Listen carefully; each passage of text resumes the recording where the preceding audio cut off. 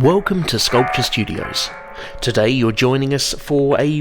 Hold on, we've been here before. I remember that little guy, and I remember that medium guy. But whoa, hold on a minute. I think you can tell, not only by the fact that we've already made the smaller versions, but the fact that we're drastically zooming out to this absolutely huge penguin here, just which one we're going to be creating today. Standing at a whopping but very handsome 2.3 metres tall, we're working once again with Glendale Creative and making something for the Pension Insurance Corporation. A couple of years ago, we made a small production run of the tiny penguins as part of the company's penguin logo branding as a shelf and desktop feature. We also made a medium version to sit on the office floor, and here today something significantly more substantial for their newly zhuzhed up company building foyer.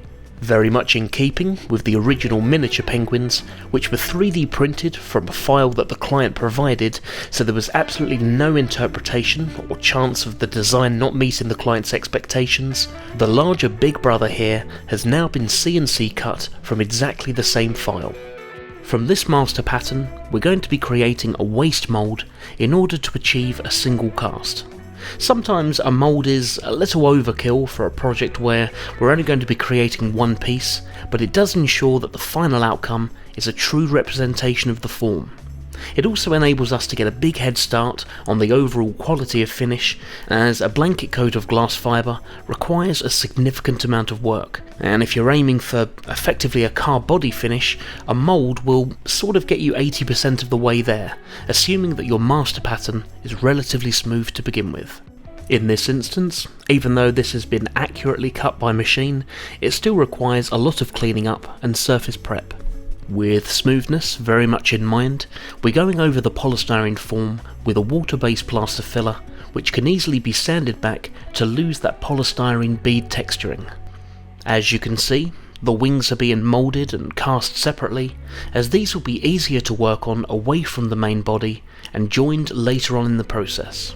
If this was something more detailed, or if we were taking a waste mould from a clay master pattern, we'd most likely use a plaster.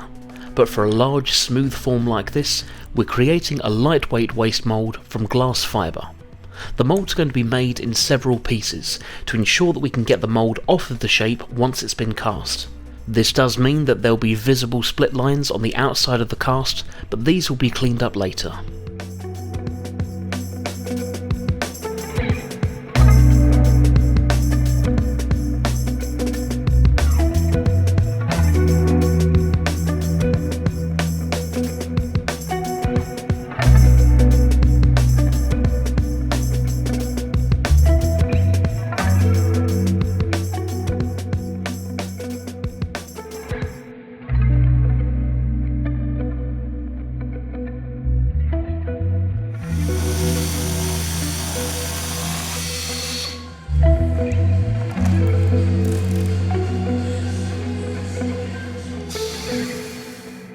Liam, could you just explain what you're doing here, please? So, we've got the secretly sourced sticky back tin foil, and we're just going over with a layer of this over the polystyrene or the inside part, and this is a protective layer.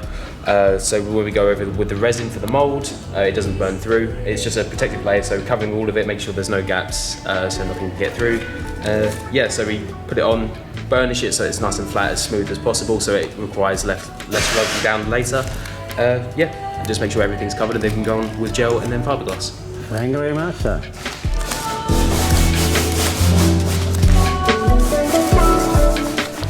Now, we had a rather wholesome moment for this project. One of our top tier patrons has flown over from the US, and whilst visiting the UK, wanted to come down to the studio for an unconventional visit. Alright, so here we have Bobby. Hello. Where are you from, Bobby? Chicago, Illinois. He's come to join us for a day here in the workshop.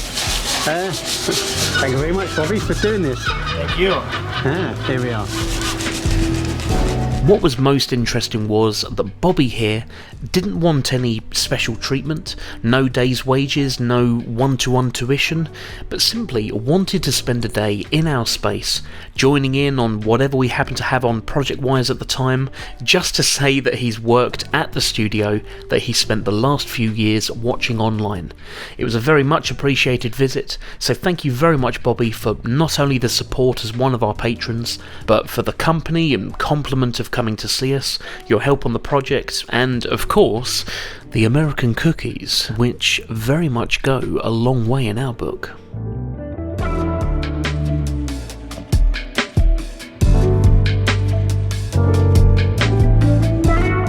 There are many advantages and disadvantages of creating a hollow cast over going down a blanket coat route, which would basically just be covering the polystyrene form in glass fibre.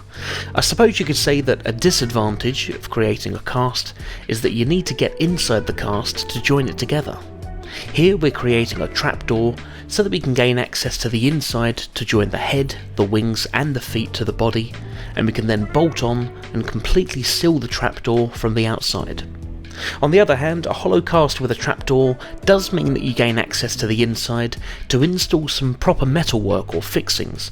Depending on where the sculpture's going, what it's going to be used for, how long it's going to be there, and how it's intended to be fixed in position, it's sort of horses for courses really, or in this case, penguins for kenguins, and each job demands something a little different.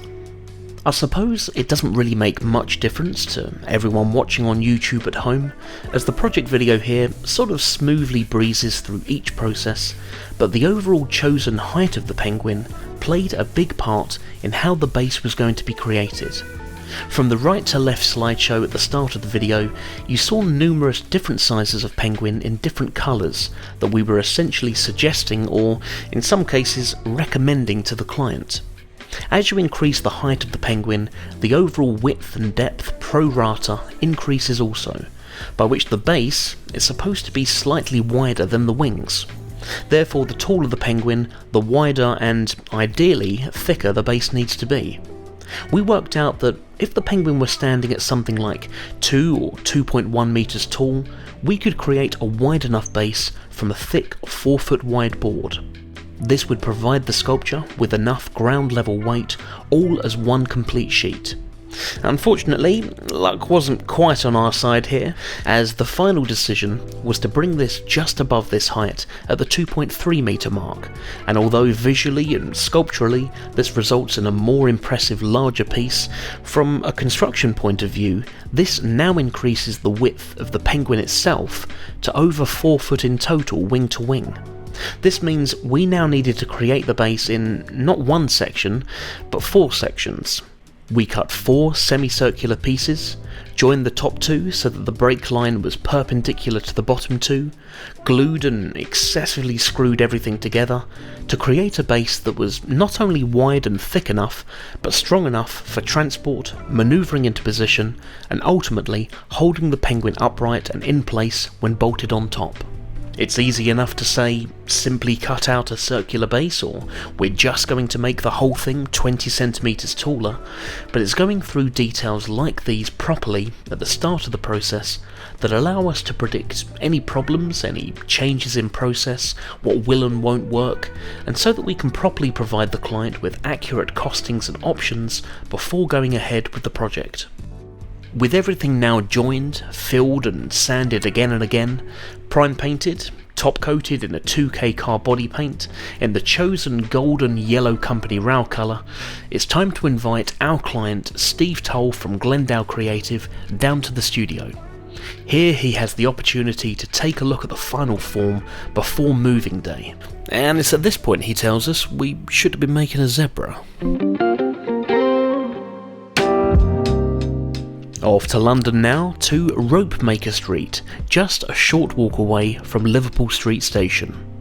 To ensure that the penguin travelled a little more premium than economy on the transport, Aden created a custom trolley for him to lay in, padded out with sponge foam. This would save on any potential scuffs or bumps along the way, and it meant that we could travel up to site, meet the transport on location, and easily wheel him into position inside the lobby. The reactions from the clients on site is always a welcome final touch to a project, and apart from the enjoyment of actually creating sculpture, making the clients happy is what we're aiming for at the end of the day.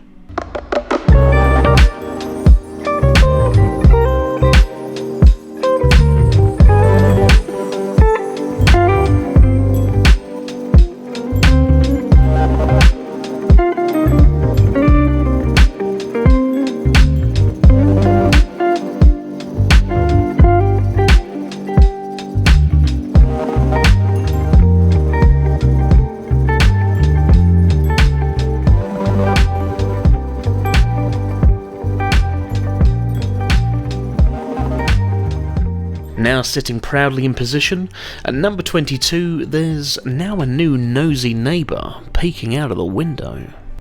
We do genuinely wonder if this penguin actually has a name. Perhaps when PIC go for a 5 metre tall version, we'll find that out. You know what I mean? But for now, we'll leave it up to the general public of YouTube to decide. We'd like to thank Steve Toll and Luke Wadey from Glendale Creative for coming back to us to revisit the Penguin project in proper style, to Nathan O'Toole for the fantastic shots on site, and to the PIC for the fantastic resident idea for their lobby.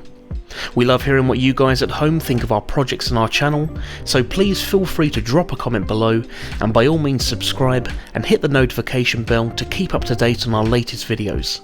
A big thank you to all of our patrons who support our projects and the creation of our videos. We love having you guys on board, and if you'd like to support our family run studio, you can find our Patreon details below. However big or small, it's greatly appreciated from all of us here at Sculpture Studios. Thank you very much for watching.